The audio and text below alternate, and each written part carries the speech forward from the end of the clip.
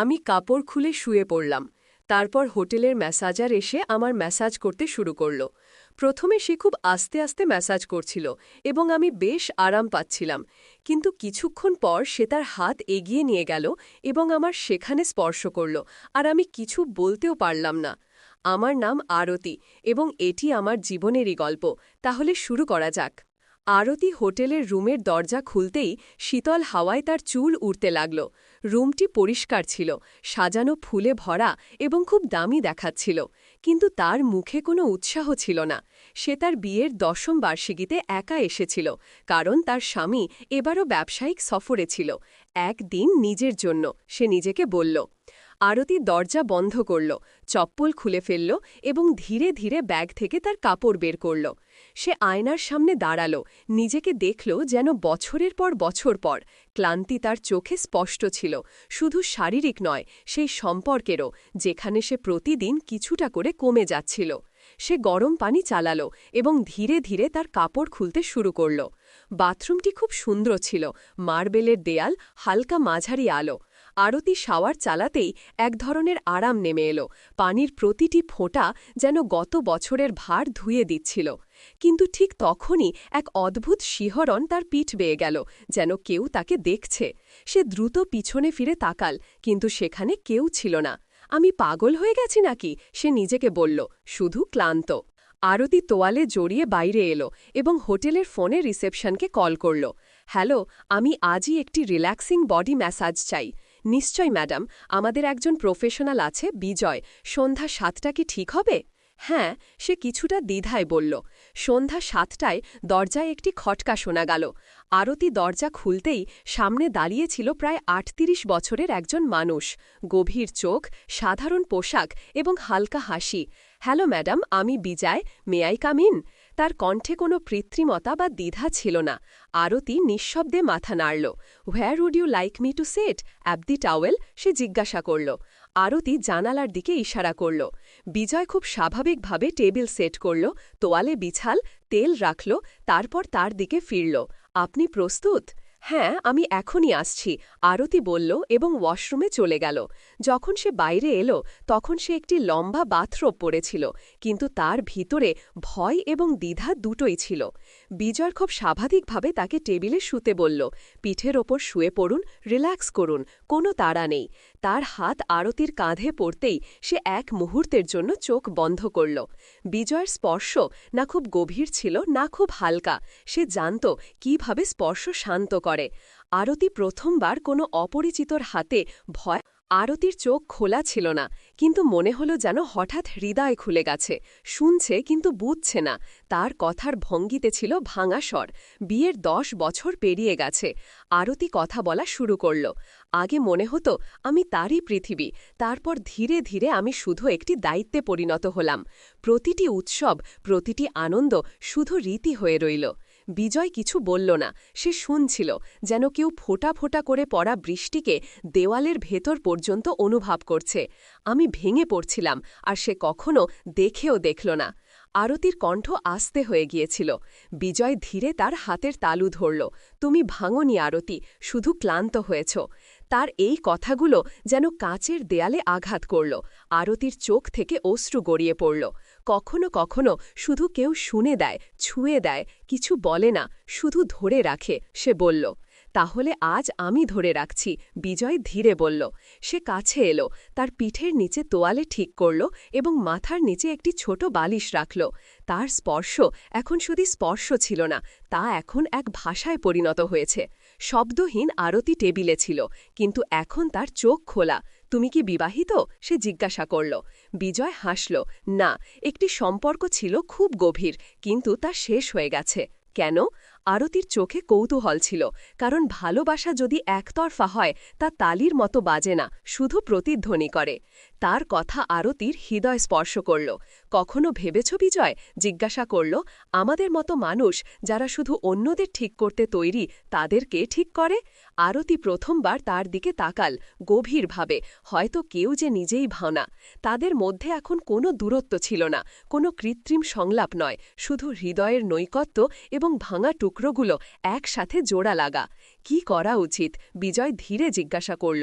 আরতি, আপনি চাইলে আমি আবার কাল আসতে পারি, শুধু কিছু মুহূর্ত আপনাকে নিজের সাথে পরিচয় করিয়ে দিতে। আরতি মৃদুভাবে মাথা নাড়ল। তার চোখে প্রথমবার কিছুটা আশার আলো ছিল। পরের দিন দুপুর গড়িয়ে গিয়েছিল। আরতি বারান্দায় বসেছিল, হাতে চায়ের কাপ। কিন্তু আজ তার মন প্রথমবার কিছুটা হালকা লাগছিল। সুনীল আজও অফিস থেকে দেরি করে আসবে। বাড়িতে সেই পুরনো নিস্তব্ধতা। কিন্তু আজ সেই নিস্তব্ধতায় কোনো কষ্ট ছিল না। ফোনে একটি মেসেজ ছিল, যদি ঠিক মনে হয় তবে সন্ধ্যা 5টায় আসতে পারি। আরতি কিছু না ভেবেই শুধু লিখল, ঠিক আছে। বিজয় সময় মতো চলে এলো। আজ তার হাতে কোনো তেল বা ক্রিম ছিল না, শুধু একটি ডায়েরি এবং একটি হালকা হাসি। আজ মেসাজ নয়, আজ কথা বলবো, সে বলল। আরতি অবাক, কি নিয়ে? তোমার সম্পর্কে, সেই মেয়েটির সম্পর্কে, যে একদিন গান গাইত, যে কলেজে কবিতা লিখত। বিজার তার চোখের দিকে তাকাল। তোমার কি সেই মেয়েটি মনে আছে? আরতির গলা আটকে গেল। সে নিঃশবে মাথা নিচু করল। সেই মেয়েটি তো অনেক পেছনে পড়ে গেছে। তাহলে চলো তাকে ফিরিয়ে আনি। বিজয় ডায়েরি খুলল। প্রতিদিন শুধু একটি পাতা। তোমার জন্য লিখো, যা মনে আসে, ব্যথা, হাসি, রাগ, অভিযোগ, সবকিছু। আরতি ধীরে ডায়েরি স্পর্শ করল। এত বছর পর কেউ আমাকে আমারই নাম মনে করিয়ে দিচ্ছে। কারণ তোমার নাম আরতি, এবং আরতি কখনো নিভে যায় না, শুধু ম্লান হয়। বিজয় বলল, আমি চাই না তুমি আবার আসো প্রতিদিন। আরতি বলল, আমাকে এখন নিজের সাথে লড়াই করতে হবে যতটা পারি। বিজয় হাসল, ঠিক আছে, কিন্তু যদি কখনো হারার ভয় হয় এই ডায়েরি খুলে নিও। সে চলে গেল। আরতি অনেকক্ষণ দরজার দিকে তাকিয়ে রইল। আজ প্রথমবার সেই দরজা বোঝা মনে হল না। সেই রাতে আরতি ডায়েরির প্রথম পাতা খুলল, লিখল, আমি আরতি, এবং আমি আবার বাঁচতে চাই। আরতি এবং বিজয় আর কখনো দেখা করেনি, কিন্তু এখন আরতি প্রতিদিন নিজের ভেতর তাকায় এবং প্রতিবার একটি নতুন শক্তি পায়। কখনো কখনো জীবনে একজন অপরিচিত আসে, যে কিছু করে না, শুধু তোমাকে তোমার সাথে পরিচয় করিয়ে দেয়। তো বন্ধুরা, গল্পটি এখানেই শেষ হল। আশা করি এটি তোমাদের ভালো লেগেছে। যদি গল্পটি পছন্দ হয়ে থাকে তবে এই ভিডিওটি একটি লাইক এবং আমাদের চ্যানেল সাবস্ক্রাইব করো। আমার কানে আস্তে করে বলল, ভিতরে ঢুকাবে? আমি হ্যাঁ বলে উত্তর দিলাম। ভাবি বলল, খুব আস্তে ঢুকাবি, এখন আমার ছোট আর গভীরও কম, কখনো তোমার মোটা থেকে ফেটে না যায়। আরামে ঢুকাবি প্লিজ দেবরজি, তোমার ভাইয়া পাশেই ঘুমোচ্ছে। আমি বললাম, হ্যাঁ ভাবি, ঠিক আছে, ভাইয়া জাগবেন না আর তোমার ব্যথাও হবে না। আমি এখন 17 বছরের আর আমার ভাবির বয়স 24 বছর, কিন্তু সে দেখতে খুব সুন্দর। সে আমার সাথে একদম খোলামেলা থাকে। আমার নাম রাহুল, আর আমি আমার গ্রামে ভাইয়া ভাবির সাথে থাকতাম। ভাবির নাম আনিতা ছিল। সে সব সময় হাসি খুশি থাকত, কিন্তু তার চোখে একটা অকথিত বিষাদ লুকিয়েছিল। ভাইয়া প্রায়ই কাজের সূত্রে বাইরে থাকতেন, আর আমি বাড়িতে ভাবির সাহায্য করতাম। একদিন বৃষ্টি খুব জোরে হচ্ছিল। আমি ক্ষেত থেকে ফিরছিলাম যখন ভাবি আমাকে ডাকল, রাহুল, তাড়াতাড়ি ভিতরে চলে আয়, ভিজে যাবি। আমি তার ঘরে গেলাম, যেখানে সে চা বানাচ্ছিল। হঠাৎ বাতাসে দরজা বন্ধ হয়ে গেল আর খিল লাগল। আমরা দুজন ঘরে একা হয়ে গেলাম। আমি ঘাবড়ে গেলাম, কিন্তু ভাবি হেসে বলল, আরে ভয় পাস না, এই পুরনো দরজা, এখনই ঠিক করে দেব। সে আমার হাতে চায়ের কাপ দিল আর পাশে বসে গেল। তার চোখে কিছু বলার ছিল। রাহুল, সে আস্তে বলল, তুই জানিস তোমার ভাইয়ার আমার কোনো ফিকির নেই। আমি এখানে একা, কিন্তু তুই সবসময় আমার সাথে থাকে। তার কণ্ঠে ব্যথা ছিল আর চোখে ভেজা ভাব। আমি চুপ করে রইলাম। তারপর সে বলল, আজ তুই এখানে আছে, তাই মনে হয় কেউ আমার আছে। সেই মুহূর্তে কিছু অকথিত ছিল, না শব্দের দরকার ছিল, না কোনো তারা। আমরা দুজন চা খেলাম, আর বৃষ্টির শব্দের মধ্যে একটা অদ্ভুত শান্তি ছিল। আমি দরজা ঠিক করলাম। সেই দিনের পর আনিতা ভাবি আর আমার মধ্যে একটা অকথিত সম্পর্ক তৈরি হয়ে গেল। দিনভর কাজের পর আমরা প্রায়ই রাতে ছাদে বসতাম, যেখানে তারা জ্বলত আর গ্রামের নিস্তব্ধতা আমাদের ঘিরে ধরত। এক রাতে যখন ভাইয়া আবার শহরে গিয়েছিলেন, ভাবি আমাকে ডাকল, রাহুল, আজ ছাদে চলো। তার কণ্ঠে একটা অদ্ভুত টান ছিল। আমি তার সাথে গেলাম। রাত গভীর ছিল, চাঁদের আলো চারদিকে ছড়িয়েছিল। ভাবি একটা পুরনো শাল পরেছিল, আর তার চুল বাতাসে উঠছিল। আমরা চুপচাপ বসে রইলাম। তারপর ভাবি বলল, রাহুল, তোর কখনো কাউকে ভালো লেগেছে? আমি হতভম্ব হয়ে গেলাম। আমি বললাম, না ভাবি, শুধু বাড়ি আর তোমাদের ফিকির থাকে। সে হেসে আমার দিকে তাকিয়ে বলল, তুই খুব ভালো, হয়তো তাই তোর সাথে এত শান্তি পাই। সেই রাতে বাতাস ঠান্ডা ছিল, আর ভাবি তার শালের এক কোণ আমার কাঁধে দিল। ঠান্ডা লাগবে তোকে, সে আসতে বলল। সেই মুহূর্তে একটা গরম আহার ছিল, যা শাল থেকে নয়, তার কথা থেকে আসছিল। আমি তার চোখে তাকালাম, আর সেখানে একটা চমক ছিল যা আগে কখনো দেখিনি। রাহুল, সে ফিসফিস করে বলল, জীবনে কেউ যদি সঙ্গ দেয় তাহলে রাত এত খালি লাগে না। আমি কিছু বলতে পারলাম না, শুধু তার কথা শুনলাম। আমরা দেরি পর্যন্ত চাঁদ দেখলাম, আর সেই রাতের নিস্তব্ধতায় আমাদের নীরবতাই আমাদের রোমান্স হয়ে গেল। শব্দের বাইরে শুধু অনুভূতির একটা মধুর সঙ্গীত। সকাল হওয়ার আগে আমরা নিচে নেমে এলাম। পরের দিন পুরো দিন কাজে কেটে গেল। আমি খেতে ছিলাম, কিন্তু আমার মন বারবার গত রাতের ছাদের কথোপকথনে আটকে যাচ্ছিল। আনিতা ভাবির চোচের চমক আর সেই শালের গরমাহাট আমার মনে বারবার ফিরে আসছিল। সন্ধ্যায় যখন বাড়ি পৌঁছালাম, ভাবি রান্নাঘরে ছিল। সে আমাকে দেখে হালকা হাসল আর বলল, রাহুল, আজ রাতে আবার ছাদে চলো, চাঁদ আরও পরিষ্কার দেখা যাবে। আমি সম্মতি দিলাম। রাত গভীর হতে লাগল। খাওয়ার পর আমরা ছাদে গেলাম। এবার বাতাসে একটা অদ্ভুত মিষ্টি গন্ধ ছিল, যেন ফুলের সুগন্ধ দূর থেকে ভেসে আসছে। ভাবি একটা হালকা নীল শাড়ি পরেছিল, যা চাঁদের আলোয় ঝলমল করছিল। আমরা পাশাপাশি বসলাম। রাহুল, সে আসতে বলল, তোর কখনো মনে হয় না যে জীবনে কিছু বাদ পড়ছে? আমি তার থেকে তাকালাম। তার কণ্ঠে একটা গভীরতা ছিল, যা সরাসরি হৃদয় পৌঁছাচ্ছিল। আমি বললাম, ভাবি, তোমার সাথে সময় কাটানোর পর মনে হয় কিছু বাদ পড়েনি। সে আমার কথা শুনে তার চোখ নিচু করল, আর আস্তে আমার হাতে তার হাত রাখল। তার আঙুল ঠান্ডা ছিল, কিন্তু সেই স্পর্শে একটা আগুন ছিল। তুই সত্যি আমার জন্য অনেক অর্থপূর্ণ, সে বলল, আর তার চোখে চিকচিক করল। আমি স্তব্ধ হয়ে গেলাম, কিন্তু সেই মুহূর্তে কিছু বলার সাহস পেলাম না। তারপর ভাবি আমার আরও কাছে এলো। চাঁদের আলো তার মুখে পড়ছিল, আর তার নিঃশ্বাস আমার মুখ স্পর্শ করছিল। রাহুল, যদি এই রাতটা আমাদের হতে পারে, তাহলে তুই কি আমার সাথে এটা কাটাবি?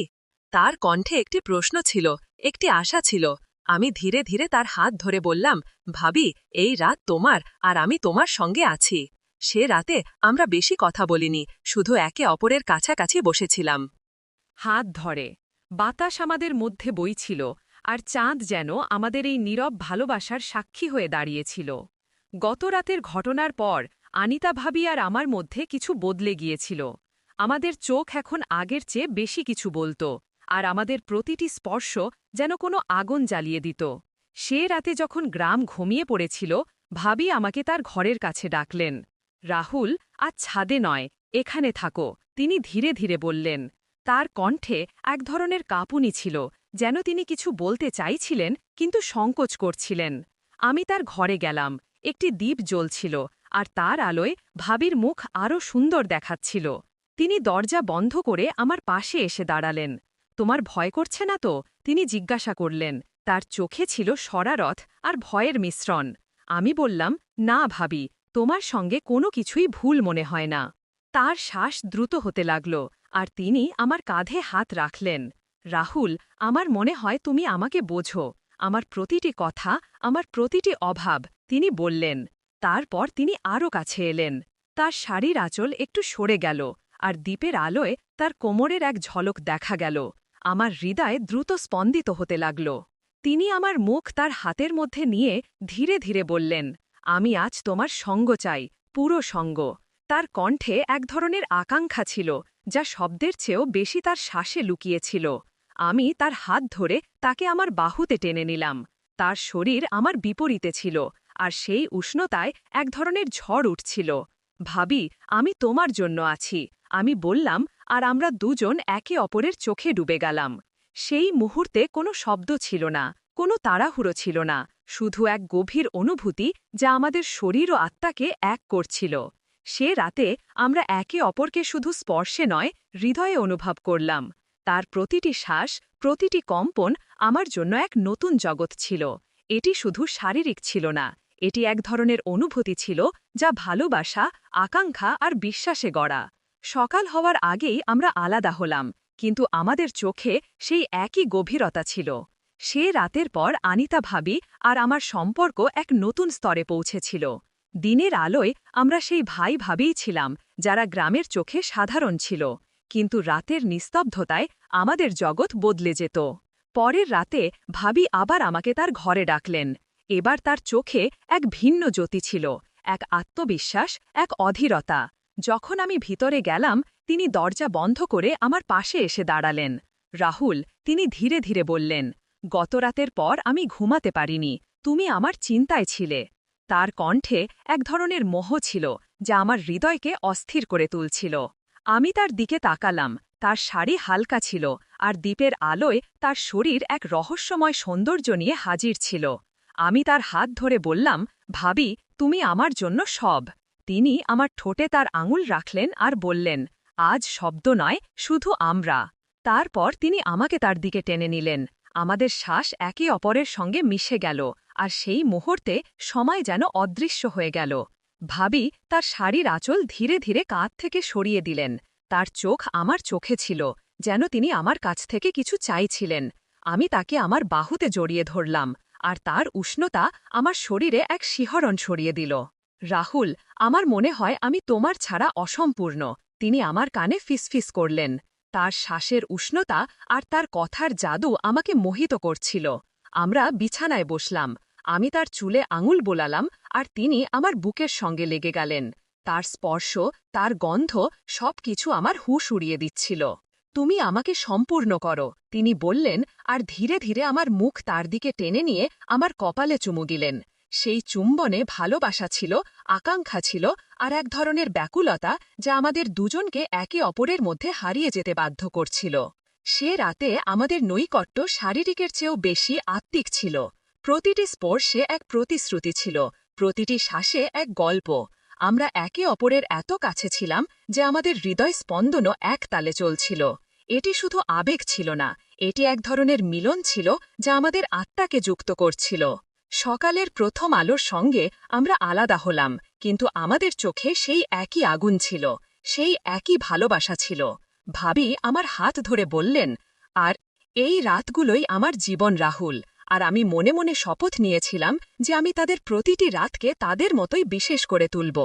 প্রতিটি দিন যেতে যেতে অনিতা ভাবি আর আমার সম্পর্ক গভীর হতে থাকল। দিনে আমাদের কথোপকথন সাধারণ হতো, কিন্তু রাত হলেই আমরা এক অন্য জগতে হারিয়ে যেতাম যা শুধু আমাদেরই ছিল। পরের রাতে যখন গ্রামের নিস্তব্ধতা গভীর হয়ে এলো, ভাবি আমাকে আবার তার ঘরে ডাকলেন। এবার তার মুখে ছিল এক রহস্যময় হাসি, যেন সে কিছু নতুন বলতে চাইছে। আমি ভিতরে গেলাম।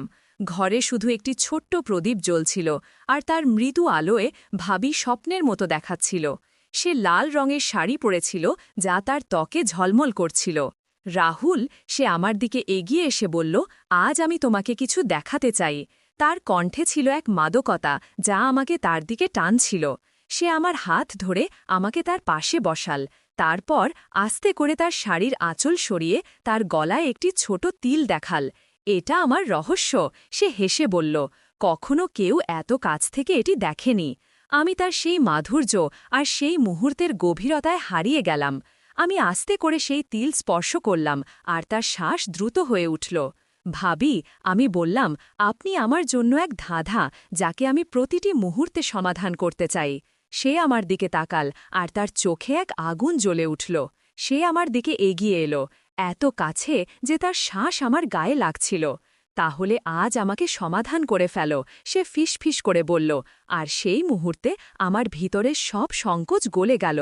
আমি তাকে আমার বাহুতে টেনে নিলাম, তার শরীর আমার গায়ে লেগেছিল, আর সেই উষ্ণতায় এক ঝড় উঠছিল। সে আমার কাঁধের কাছে ঠোঁট এনে বলল, রাহুল, আজ আমার মনে হচ্ছে আমি শুধু তোমার জন্যই তৈরি হয়েছি। তার কথায় আমার হৃদয় কেঁপে উঠল। আমি তার মুখ আমার হাতের মধ্যে নিয়ে ধীরে ধীরে তার চোখের দিকে তাকালাম। তারপর কিছু না বলে আমি তার কপালে চুমু দিলাম, আর সে আমার বুকের সাথে লেগে গেল। সেই রাতে আমাদের রোম্যান্স শব্দের বাইরে ছিল। আমি তার চুলে হাত বুলালাম, তার কোমরে হাত ঘুরালাম, আর প্রতিটি স্পর্শে তার মোহ অনুভব করলাম। সে আমার কাঁধে মাথা রেখে বলল, তোমার স্পর্শে সেই জাদু আছে যা আমাকে বাঁচিয়ে রাখে। আমি তাকে আরও শক্ত করে জড়িয়ে ধরলাম, আর আমাদের শ্বাস একে অপরের মধ্যে মিশে গেল। আমরা বিছানায় শুয়ে পড়লাম একে অপরের বাহুতে। তার আঙুলগুলো আমার বুকের ওপর নাচছিল আর আমার হাত তার কাঁধ থেকে নিচে নামছিল। এটি শুধু শারীরিক ছিল না, এটি ছিল এক মিলন যেখানে আমাদের আত্মা একে অপরের সাথে কথা বলছিল। রাহুল, আমাকে কখনো ছেড়ো না, সে বলল, আর তার চোখ থেকে এক ফোঁটা অশ্রু আমার হাতে পড়ল। আমি তা চুমু দিয়ে শুকিয়ে বললাম, আপনিই আমার দুনিয়া ভাবি। সেই রাত জুড়ে আমরা একে অপরের মধ্যে হারিয়েছিলাম।